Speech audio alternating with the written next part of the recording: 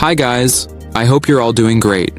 In this video, I'm going to show you how to get Canva Pro for free in 2025. So make sure to watch the video till the end, and before we begin, if you find this helpful, don't forget to like and subscribe to the channel. Open Google Chrome and type in the search bar, Bingo Tingo Canva Pro. Click on the first website that appears in the results. Once the website opens, you'll see a search box. Click on it and type Canva. Yes, with a K. Now click on the image or post that says, How to use Canva. Scroll down until you see a section called Free Guide. Just below that, a 1-minute timer will start. Wait for the timer to finish, then click on the download button.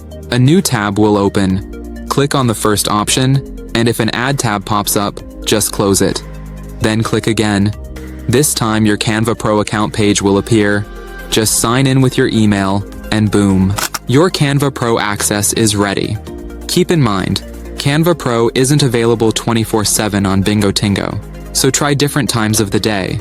They usually offer access through 5+ classes per day, so you'll likely find an available one if you keep checking. If this video helped you, please don't forget to like and subscribe. And if you face any issues, feel free to ask in the comments, I'll help you out.